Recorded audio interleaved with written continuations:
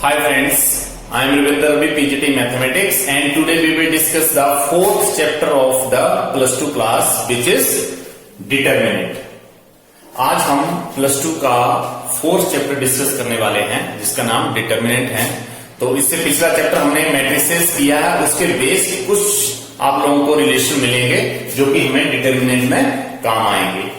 तो first of all today's topic is introduction of determinant. So आज हमारे topic रहेंगे definition of the determinant, order of the determinants and evaluation, how to evaluate the determinant. It may be first order, second order, third order, it may be up to so on. तो इस तरीके से हम आज ये first topic लेने वाले हैं कि डेफिनेशन ऑफ द डिटर्मिनेंट क्या चीज है। Definition determinant is the scalar value. Determinant is the scalar value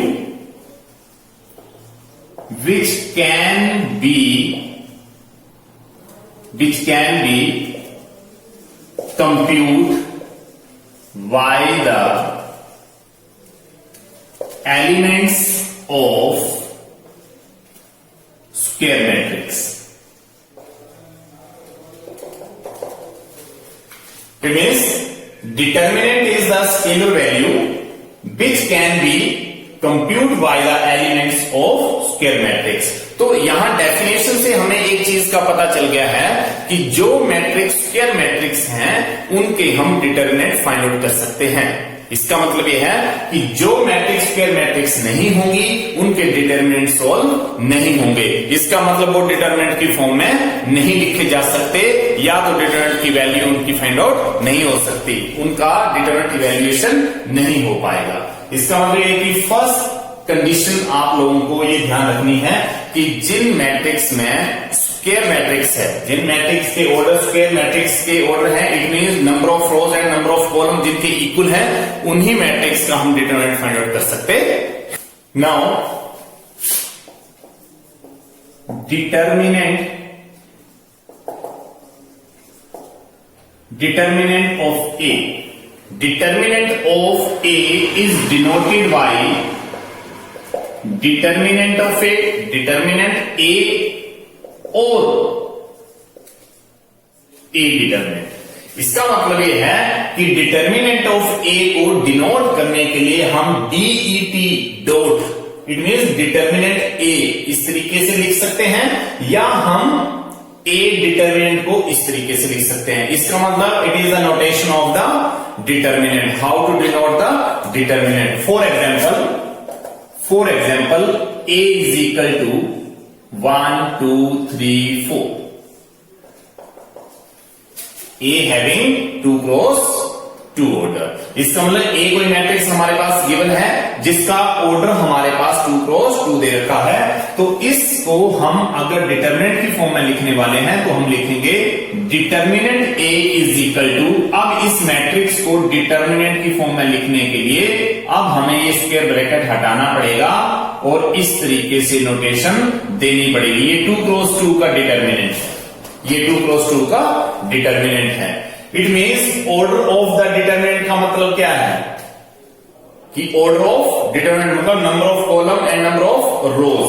similarly for example B is equal to 1, 2, 3, 4, 5, 6, 7, 8, 9. We have given 3 cross 3 matrix. एक मैट्रिक्स B हमें given है जिसका ऑर्डर 3 cross 3 है। जब हम इसको डिटर्मिनेंट की फॉर्म में लिखेंगे तो हम लिखेंगे B determinant, this is the sign of determinant, is equal to 1, 2, 3, 4, 5, 6, 7, 8, 9, 3 cross 3। 3 cross 3 का डिटर्मिनेंट है जिसमें मैंने मैट्रिक्स का जो स्क्वायर ब्रैकेट था वो हटा दिया है और डिटर्मिनेंट की नोटेशन दे दी है। यहां पे हम बी डिटर्मिनेंट को इस तरीके से लिख सकते हैं। इसका मतलब order of the implies that order of the determinant order of the determinant. Order of the determinant जो होता है, order of the determinant, it is denoted by order of the determinant means A determinant is equal to A I J determinant N cross N. It is the notation of determinant A. मतलब A determinant को मैं A I J are the elements of matrix A and A I J, here A I J is the elements of the determinant A having order N cross N. Having order N cross N को हम generally A I J N भी लिख सकते हैं। इसका मतलब यह है कि जहां पे नंबर ऑफ रोज और नंबर ऑफ कॉलम इक्वल रहेंगे उसको जनरली हम एन ऑर्डर भी लिख सकते हैं। It mean this is the determinant of N order.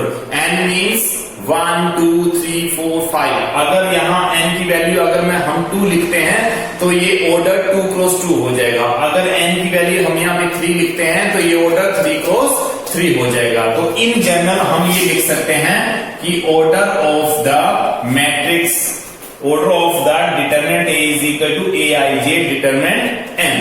इसका मतलब ये है for example A determinant is equal to A I J 2।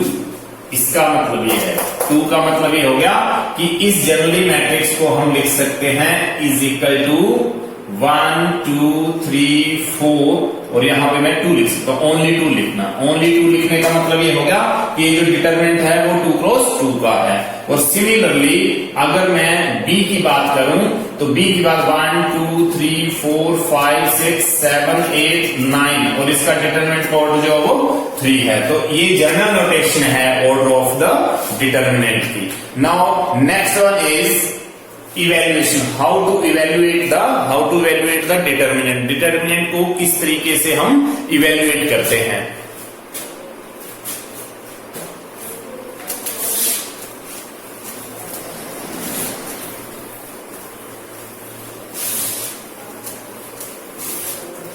Now evaluation of the determinant. Evaluation of determinants. इसका मतलब यह है कि जब भी हम डिटर्मिनेंट का इवेल्युएशन करेंगे तो हमें एक चीज का ध्यान रखना है कि उसका जो भी एलिमेंट आएगा, जो भी एलिमेंट आने का मतलब यह है कि उसके ए आई जे एलिमेंट्स जो है वो ए आई जे की टाइप में है। मतलब आप लोगों के पास डिटर्मिनेंट का कोई भी एलिमेंट होगा वो ए आई जे की फॉर्म में होगा। For example A determinant is equal to A11 A12 A21 A22। This is a 2 cross 2 determinant. It can be as only 2। It means second order का डिटर्मिनेंट है ये। और इसको सोल्व करते टाइम हमने क्या करना है कि जहां पर भी ए आई जे की फॉर्म है तो इसके आगे जब भी हम अप्लाई करने वाले हैं एक्सपेंशन, इस डिटर्मिनेंट का expansion along R1 along R2 along C1 along C2 इसी के अकॉर्डिंगली भी करेंगे। They are remain same. Determinant expand along R1। मैं इस डिटर्मिनेंट को R1 रो के साथ एक्सपेंड कर रहा हूं। मैं अगर इस डिटर्मिनेंट को R2 के साथ एक्सपेंड करूं या मैं C1 के साथ एक्सपेंड करूं या मैं C2 के साथ एक्सपेंड करूं तो डिटर्मिनेंट की वैल्यू में कोई चेंज नहीं आएगा। तो सिंपली हम फर्स्ट रो से एक्सपेंड कर रहे हैं। तो फर्स्ट रो से एक्सपेंड करने का मतलब यह है कि जब आप लोग फर्स्ट रो से एक्सपेंड कर रहे हैं तो उसका फर्स्ट रो का फर्स्ट एलिमेंट आप लोगों ने यहां पे लेना है A11। इसके बाद आप लोगों ने ये आई और जे की वैल्यू है, ये आई है और ये जे की वैल्यू है। इसमें आई की वैल्यू 1 है, जे की वैल्यू 1 है। I denote the row and J denote the column. इसका मतलब आप लोगों ने 1 एलिमेंट लिया है तो इसमें फर्स्ट रो और फर्स्ट कॉलम A11 का मतलब ये है ये फर्स्ट रो और फर्स्ट कॉलम का एलिमेंट है। इसमें मैं फर्स्ट रो के एलिमेंट को डिलीट कर दूंगा और फर्स्ट कॉलम के एलिमेंट को डिलीट कर दूंगा। इसका मतलब फर्स्ट रो ये डिलीट कर दिया मैंने, फर्स्ट कॉलम डिलीट कर दिया, तो मेरे पास A22 एलिमेंट बचता है, तो मैं इसको A22 के साथ मल्टीप्लाई कर दूंगा। नाउ माइनस, और ये माइनस लगाना है या प्लस लगाना है, उसके लिए आप लोगों को मैं ये बता रहा हूं कि जैसे मैंने A11 एलिमेंट लिया था, तो A11 के साथ -1 रेज़ टू पावर 1 + 1 किया जाता है। तो यहां -1 रेज़ टू पावर 1 + 1, 1 + 1 मतलब ये जो 1 और ये 1 आया है, इसको ऐड करते हैं हम, तो -1 रेज़ टू पावर 1 + 1 का मतलब बन गया -1 रेज़ टू पावर 2 A11, और -1 की पावर जब 2 होगी तो वो +1 में चेंज हो जाएगा, और A11 जिसको मैं A11 ही लिख सकता हूं, यहां पे कोई चेंज नहीं आया, A11 के साथ प्लस आ रहा है। लेकिन जैसे मुझे सेकंड एलिमेंट A12 लेना है, क्योंकि एक्सपेंड अलोंग R1 हो रहा है, तो मुझे A11 एलिमेंट मैंने ले लिया था, अब मैंने A12 एलिमेंट यहां पे राइट करना था, तो A12 के साथ मैंने माइनस का साइन यहां पे लगाया है। इसका मतलब ये है कि A12 के साथ -1 + 2 A12 आएगा, जिस तरीके से एलिमेंट चल रहा था, तो A12 के साथ -1 रेज़ टू पावर 1 + 2, जिसको मैं लिखूंगा -1 रेज़ टू पावर 3, और A12 -1 रेज़ टू पावर 3 का मतलब हो गया -1, और A12 को माइनस से मल्टीप्लाई करेंगे तो A12 माइनस का, तो माइनस का A12 आ गया है। और जब A12 को मैंने लिखा तो इसमें फर्स्ट रो और सेकंड कॉलम, मतलब ये फर्स्ट रो और ये सेकंड कॉलम डिलीट हो गया, तो मेरे पास एलिमेंट बच गया A21। तो ये 2 × 2 ऑर्डर का जब हम डिटरमिनेंट सॉल्व करते हैं, तो सिंपल सा एक रिजल्ट हमारे पास बन गया कि हम इस एलिमेंट को इसके साथ मल्टीप्लाई कर रहे हैं और माइनस करके इस एलिमेंट को इसके साथ मल्टीप्लाई कर रहे हैं। लेकिन अगर ये देखा जाए कि ये टर्म आई कैसे है, तो ये माइनस प्लस जो है वो इसके अकॉर्डिंगली आ रहे हैं, तो ये जनरली रिजल्ट बन जाता है -1 raise to power I + j aij। आपने जो भी एलिमेंट लेना है एक्सपेंशन के लिए, तो इसके अकॉर्डिंगली लेंगे आप लोग। यहां पे A11 A12 -A12 A21। तो इस तरीके से हम एक एग्जांपल लेने वाले हैं। फॉर एग्जांपल A मैट्रिक्स ले लिया मैंने 1 2 3 4। अब मैंने A डिटरमिनेंट लिखा, A डिटरमिनेंट का मतलब 1 2 3 4, A डिटरमिनेंट 1 2 3 4। अब मुझे A11 एलिमेंट यहां से लेना है। A11 एलिमेंट का मतलब ये है कि ये 1, यहां लिखेंगे हम एक्सपेंड अलोंग R1, R1 के साथ जैसे हमने इसको एक्सपेंड किया, तो R1 का फर्स्ट एलिमेंट 1 है। अब ये एलिमेंट 1 1 आ रहा है, 1 1 एलिमेंट का मतलब A11 का मतलब first row first column, first row और फर्स्ट कॉलम को डिलीट कर दिया, 4 बन गया, माइनस ये सेकंड एलिमेंट 2 है जो कि माइनस के साथ आएगा, क्योंकि सेकंड एलिमेंट का मतलब होता है A12, और A12 का मतलब क्या था कि -1 रेज़ टू पावर 1 + 2 A12, इसका मतलब A12 का मतलब माइनस के साथ आ रहा था, तो ये A12 एलिमेंट जो वो माइनस के साथ आ गया।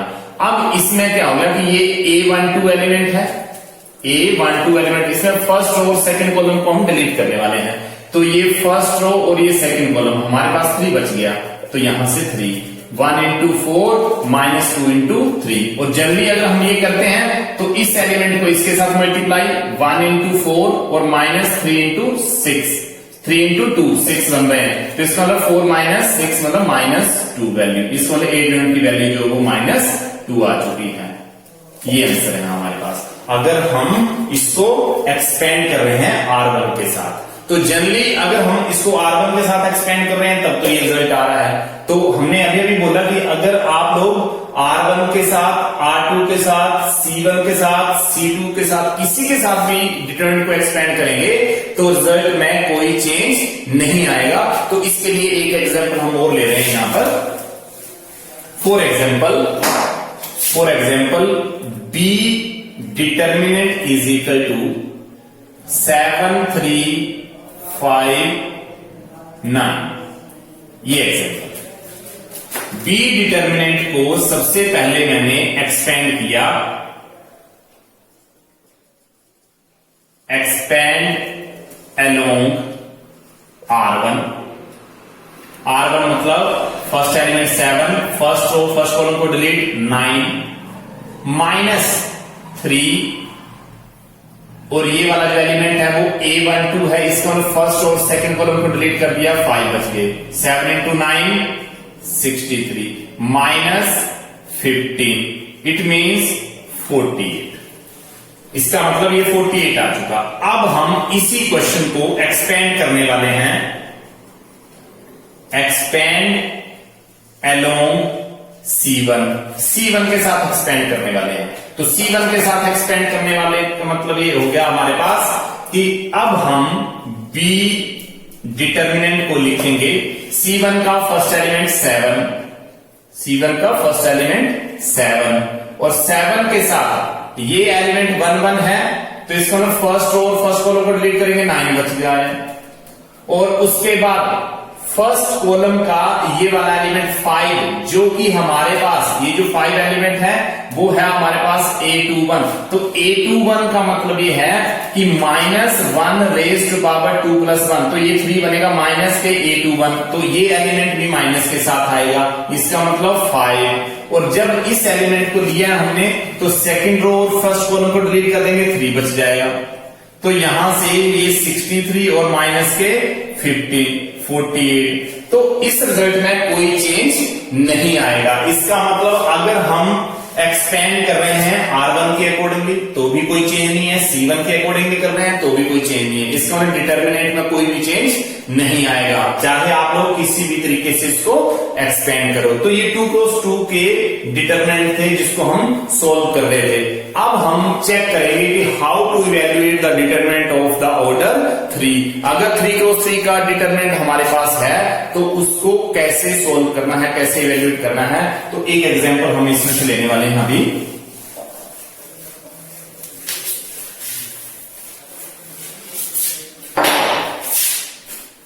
For example A determinant is equal to A11, A12, A13, A21, A22, A23, A31, A32, A33। ये 3 × 3 का डिटर्मिनेंट है।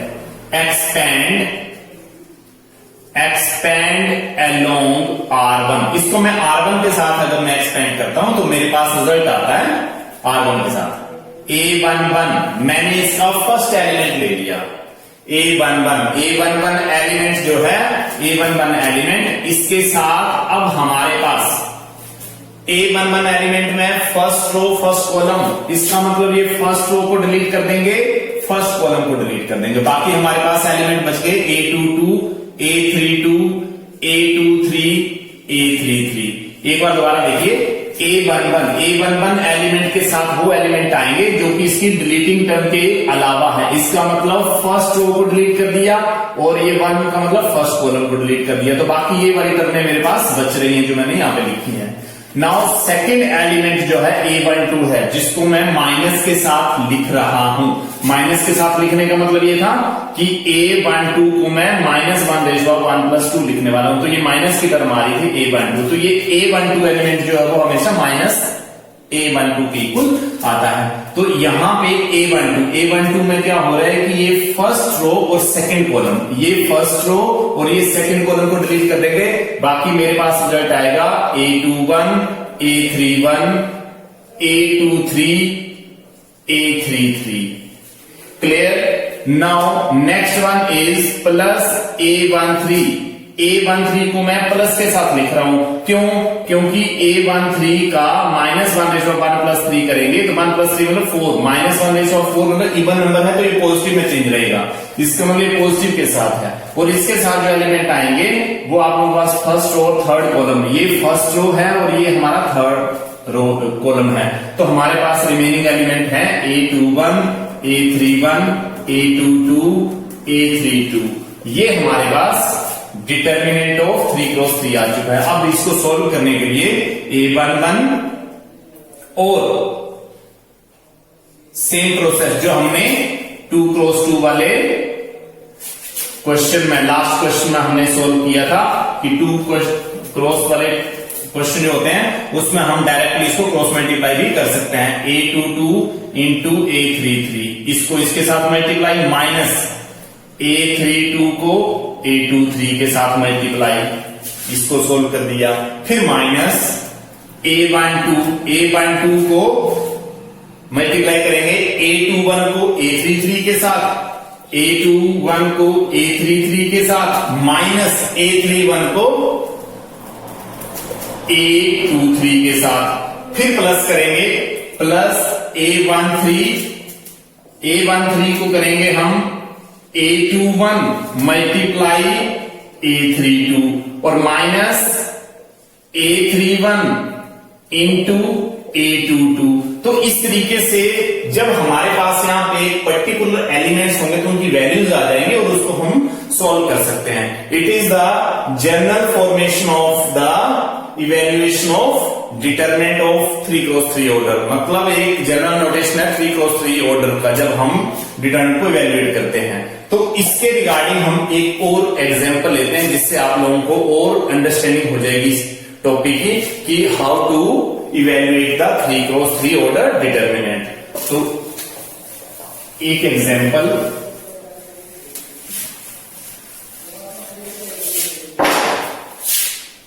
let A is equal to A determinant. A determinant is equal A matrix. A matrix is equal to 1, 2, 3, 0, 5, 2, 3, 0, 3. ये मेरे पास एक matrix है जो कि 3 cross 3 order की है। तो अब हम यहां पे क्या करेंगे कि A डिटरमिनेंट सॉल्व करेंगे। यहां पे मैं लिखूंगा A डिटरमिनेंट 1, 0, 3, 2, 5, 0 और यहां 3, 2, 3 ये। अब यहां पे लिखेंगे एक्सपेंड अलोंग R1 के साथ मैं इसको एक्सपेंड कर रहा हूं। R1 के साथ इसको अगर मैं एक्सपेंड कर रहा हूं तो मेरे पास रिजल्ट्स आ रहे हैं। फर्स्ट एलिमेंट A11 1 के साथ आ गया, उसके साथ ये अगर 1 1 एलिमेंट है तो मैंने फर्स्ट रो और फर्स्ट कॉलम को डिलीट करना था। बाकी मेरे पास जो एलिमेंट्स बचेंगे वो ये वाले बचेंगे 5, 0, 2, 3। उसके बाद जो सेकंड एलिमेंट 2 लिया जाता है वो माइनस के साथ होता है क्योंकि ये A12 एलिमेंट होता है, तो 2 के साथ लिया। इसका मतलब क्या है कि फर्स्ट रो और सेकंड कॉलम को डिलीट कर दिया तो मेरे पास एलिमेंट बच गए 0, 3 और 2, 3। उसके साथ +3 एलिमेंट लास्ट वाला, तो ये जो +3 एलिमेंट होता है ये आपके पास A13 एलिमेंट होता है जो कि प्लस के साथ आता है। अब यहां पे फर्स्ट रो थर्ड कॉलम को डिलीट कर देंगे, इसका मतलब 0, 5, 3, 0 ये रिजल्ट्स आ गए मेरे पास। तो जब हम इसको इलैबोरेट करेंगे तो सेम प्रोसेस में इसको cross multiply 5 into 3 15 minus 0 into 2 0 minus 2 0 into 3 0 minus 3 into 2 6 plus 3 0 into 0 minus 3 into 5 15। तो यहां से रिजल्ट हमारे पास 15 minus 0 means 15, 15 into 1 means 15 minus यहां पे 0 माइनस 6 में माइनस के 6 बचते हैं, -6 को -2 से मल्टीप्लाई करेंगे प्लस के 12 आ जाएंगे, 2 इंटू 6 मतलब 12। और यहां पे -15 को मल्टीप्लाई करेंगे 3 से तो ये 45 आ जाएंगे। तो यहां से जो रिजल्ट हमारे पास बचते हैं वो आप लोगों के पास बन गए 27 माइनस 45 और 45 माइनस के हैं प्लस के 27 है तो हमारे पास जो रिजल्ट बच जाता है वो 18 रिजल्ट बच जाता है माइनस का।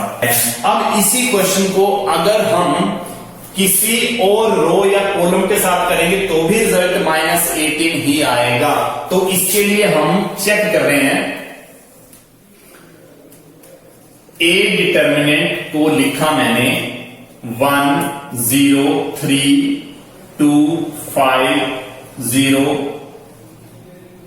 3 2 3 ये डिटर्मिनेंट है। अब हम एक्सपेंड करेंगे, एक्सपेंड अलोंग C2 के साथ में इसको एक्सपेंड करने वाला हूं। C2 का मतलब ये वाले एलिमेंट लेने हैं मुझे, जिसके साथ मुझे इसको एक्सपेंड करना है। तो मैंने एलिमेंट लिखा, यहां पे C2 का जो फर्स्ट एलिमेंट है वो है 2, ये 2 है, लेकिन ये एलिमेंट जो है, ये वाला एलिमेंट, वो एलिमेंट हमारे पास A12 आता है, जो कि नेगेटिव साइन के साथ आता है। क्यों? क्योंकि -1 होता है यहां पर। तो इसका मतलब -A12 की टर्म में आ रहा है, तो इसका मतलब ये -2 मुझे लेने पड़ेंगे यहां पे स्टार्टिंग में।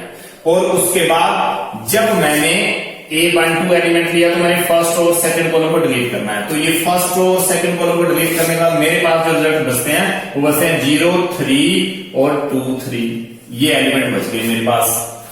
उसके बाद मुझे हम सेकंड कॉलम का फर्स्ट एलिमेंट जो कि 2 है, 2 लिया हमने, क्योंकि ये वाला एलिमेंट जो होता है वो होता है A12, और A12 जो वो नेगेटिव साइन के साथ आता है, -1 इसका -A12, तो ये माइनस के साथ आएगा, ये माइनस के साथ आ गया। और इसके साथ जो एलिमेंट बचेंगे वो ये बचेंगे कि A12 मतलब फर्स्ट रो और सेकंड कॉलम को हम डिलीट कर देंगे, फर्स्ट रो और ये सेकंड कॉलम। तो मेरे पास रिमेनिंग रिजल्ट है 0 3 और 2 3। नाउ नेक्स्ट हम 5 लेने वाले हैं, जो कि A22 एलिमेंट होता है, और A22 एलिमेंट होने का मतलब -1 2, इसका मतलब -1 A22। तो A22 जो है वो प्लस साइन के साथ आएगा, तो इसका मतलब ये प्लस के 5 आएंगे, और प्लस के 5 आने पर A22 सेकंड रो और सेकंड कॉलम को डिलीट कर देंगे, बाकी रिमेनिंग एलिमेंट्स 1 3 और 3 3, ये मेरे पास एलिमेंट बचते हैं। नाउ नेक्स्ट आएगा 0 एलिमेंट। 0 एलिमेंट जो होगा वो आपके पास A32, ये एलिमेंट A32 के प्लेस पे है, तो इसका मतलब थर्ड रो और सेकंड कॉलम, इसका मतलब ये नेगेटिव के साथ आएगा क्योंकि 3 + 2 आएगा, इसका -A32। अब ये टर्म माइनस के साथ आएगी और थर्ड रो और सेकंड कॉलम को डिलीट करेंगे, ये थर्ड रो और ये सेकंड कॉलम, तो 1 0 3 2 1 0 3 2, यहां से ये वाले एलिमेंट आ गए मेरे पास। क्यों? क्योंकि ये थर्ड रो और ये सेकंड कॉलम 1 0 3 2। यहां से देखिए -2 0 × 3 0 -3 × 2 6 और प्लस के 5, और यहां से 3 × 1 3 -3 × 3 9 -0, यहां पे 2 -3 × 0, इट मीन्स -2 और -6 प्लस के 12 बन जाएंगे, और यहां पे 5 प्लस के और ये 3 -9 मतलब -6 बचेंगे, और ये लास्ट वाली टर्म जो होगी वो हमारे पास 0 बन जाएगी, क्योंकि 0 से मल्टीप्लाई करने के बाद। तो यहां से जो रिजल्ट हमारे पास आता है प्लस के 12 और माइनस के 30, जो कि -18 रिजल्ट आएगा। इसका मतलब ये है कि मैंने अगर C2 के साथ इस डिटरमिनेंट को एक्सपेंड किया तो रिजल्ट मेरे पास -18 है, और अगर मैं इसको एक्सपेंड R1 के अकॉर्डिंगली करता हूं तो भी -18 है। तो दोनों ही कंडीशन में मेरे पास सेम रिजल्ट आ रहे हैं। तो इसका मतलब ये है कि हम किसी भी रो को एक्सपेंड करें या कॉलम के साथ एक्सपेंड करें, डिटरमिनेंट की वैल्यू में कोई भी चेंज नहीं आते हैं। तो ये 3x3 का डिटरमिनेंट था। तो इस तरीके के बहुत सारे क्वेश्चन ऐसे आप लोगों को बुक में मिलेंगे जो कि डिटरमिनेंट सोल्व करने में आप लोगों की हेल्प करेंगे। Now the next method to solve the determinant by using the Saras diagram. Saras diagram के साथ भी हम determinant को इवेलुएट कर सकते हैं। तो इसका एक जनरल रिजल्ट जो है वो आप देखिए, first of all A determinant is equal to A11, A12, A13, A21, A22, A23, A31, A32, A33। ये हमारे पास 3x3 का डिटरमिनेंट है, जिसको मैं सारस डायग्राम की हेल्प से सोल्व कर रहा हूं। तो सारस डायग्राम जो है by Saras diagram. First of all, we have to write down A11, A12, A13, फिर again A11 and A12, मतलब A11, A12, A13, उसके साथ दोबारा से A11, A12, A21, A22, A23, again A21, A22, again A31, A32, A33, again A311 को यहां और A32 को यहां।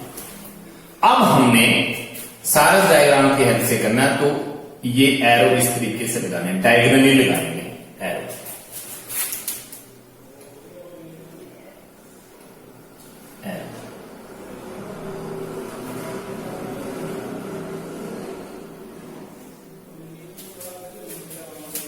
और राइट साइड से डायग्राम यहां से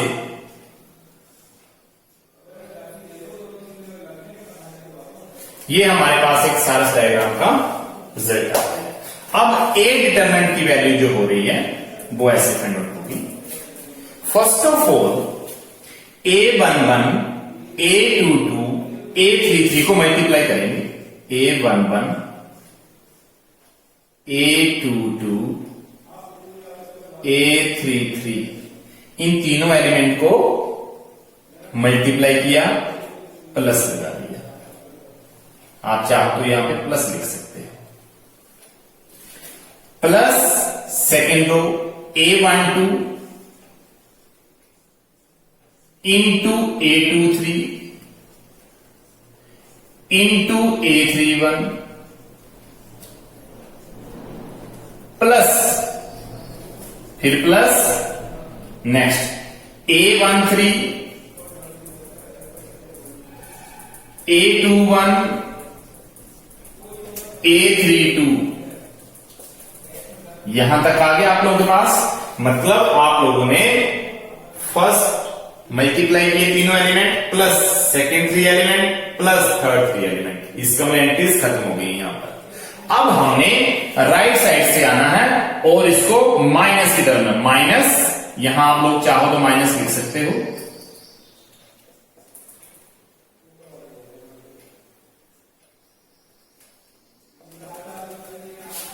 माइनस +1 +1 +1,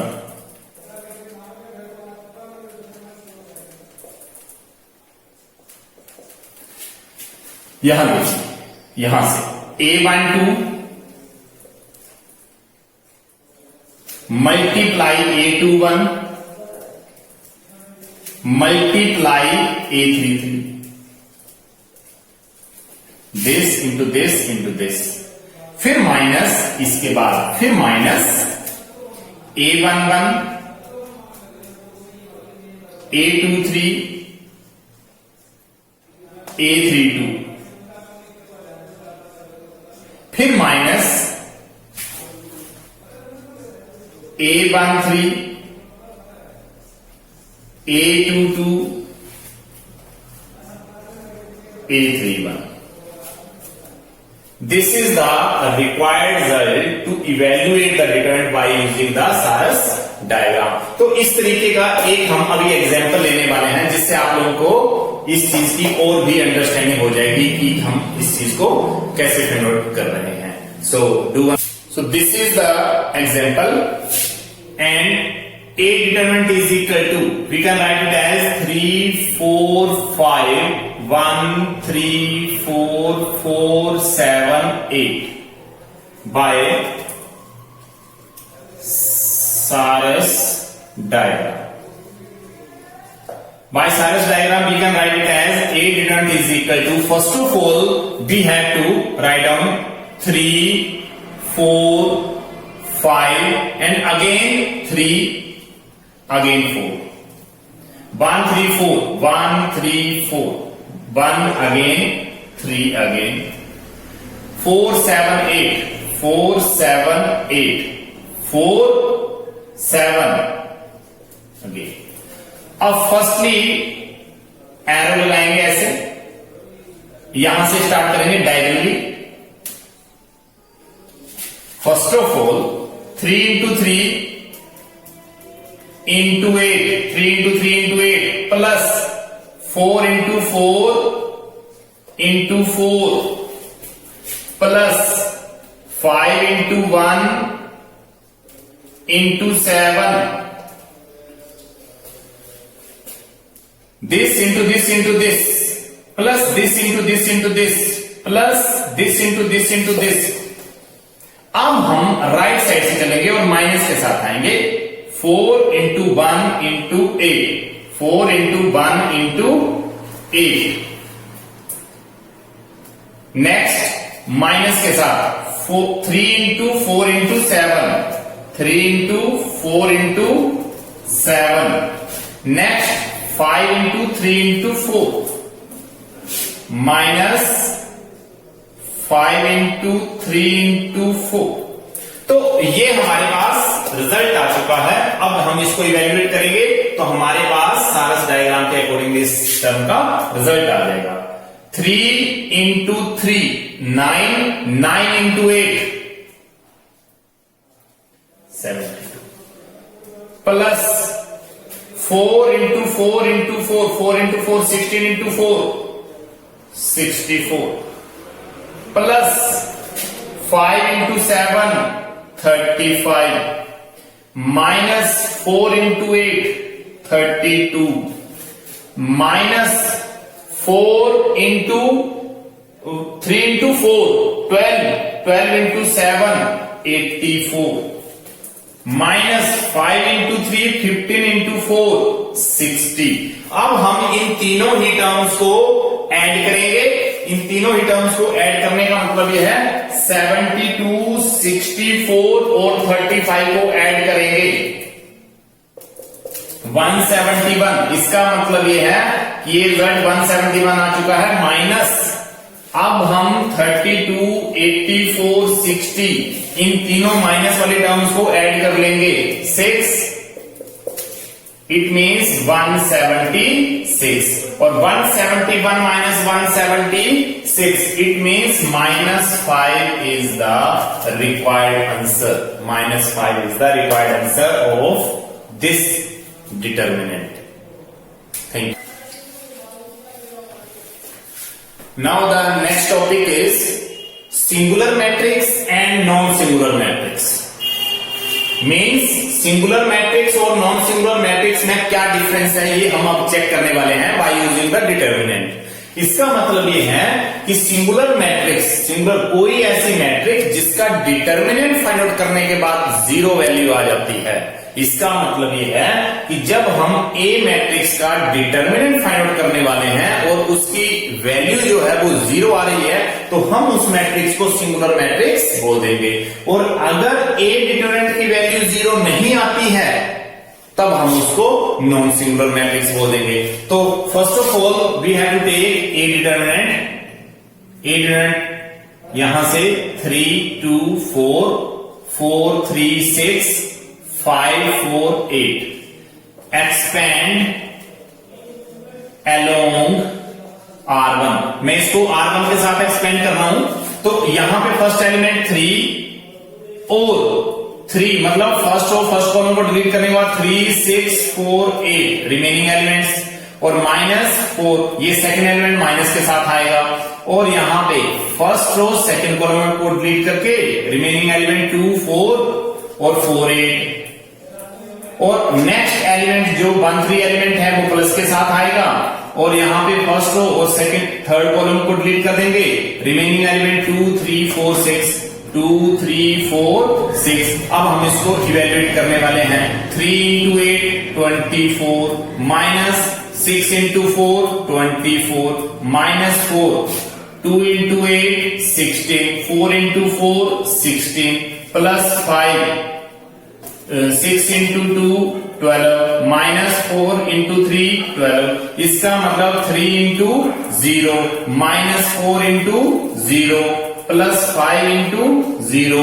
तो ये रिक्वायर्ड रिजल्ट आप लोगों के पास 3 इंटू 0, 0 माइनस 0 प्लस 0, इसका मतलब ये रिजल्ट 0 आ गया। तो इस तरीके से हम ये बोल सकते हैं कि ए डिटर्मिनेंट, जब हमारे पास ए डिटर्मिनेंट की वैल्यू 0 आ गई है तो हम ये बोल सकते हैं कि A matrix A is singular matrix. ये हमारे पास रिजल्ट्स हैं। इसका मतलब यह है कि किसी भी मैट्रिक्स का डिटर्मिनेंट वैल्यू 0 आ जाता है तो वो मैट्रिक्स सिंगुलर मैट्रिक्स होती है। तो इस तरीके से हम एक और एग्जांपल लेते हैं जहां पे नॉन सिंगुलर मैट्रिक्स आ जाएगा। नॉन सिंगुलर मैट्रिक्स का आने का मतलब है कि ए डिटर्मिनेंट ए की value does not equal to 0 आनी चाहिए। जहां पे डिटर्मिनेंट ए की वैल्यू जो है वो 0 नहीं आती है उन मैट्रिक्स को हम नॉन सिंगुलर मैट्रिक्स बोल सकते हैं। तो इसका भी एक एग्जांपल हम करने वाले हैं अभी।